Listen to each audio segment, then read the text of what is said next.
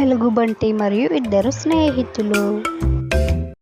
The Bear and the Travelers.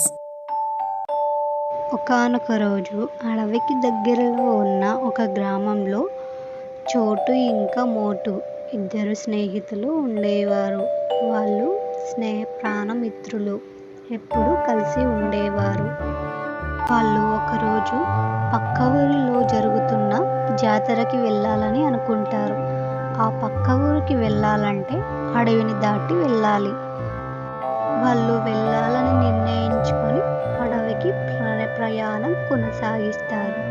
వాళ్ళు అలా వెళుతూనే అడవికి చేరుకుంటారు. వాళ్ళిద్దరూ అడవిలో నడుచుకుంటూ వెళ్తూ ఉండగా వాళ్ళకి ఒక ఎలుగుబంటి ఎదురవుతుంది. అది చాలా పెద్ద ఎలుగుబంటి.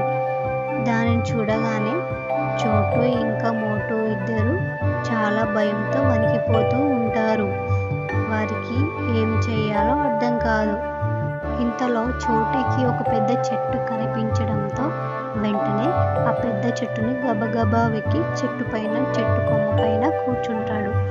కానీ మోటుకి చెట్టు ఎక్కడం రాదు. తనకి ఏం చేయాలో అర్థం కాదు. ఇంతలో తనకి ఒక విషయం గుర్తుకు వస్తుంది. చనిపోయిన వాళ్ళని ఎలుగుబంటి ఏం చేయదు అని గుర్తుకు వచ్చి తను నేల మీద పడుకొని చనిపోయినట్టుగా ఊపిరి బిగబట్టి అలాగే నేలపైన పడుకుంటాడు.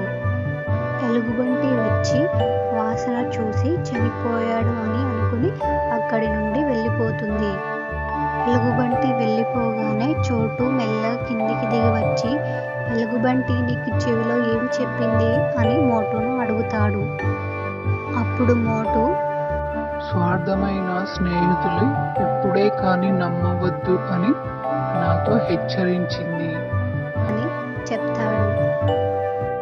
చోటు సిగ్గుతో తలదించుకుంటాడు. ఈరోజు కథలోని నీతి వచ్చేసి ఆపదలో అవసరమైన స్నేహితుడే నిజమైన స్నేహితుడు. ఈ స్టోరీ మీకు నచ్చినట్టయితే సబ్స్క్రైబ్ చేసి సపోర్ట్ చేయండి.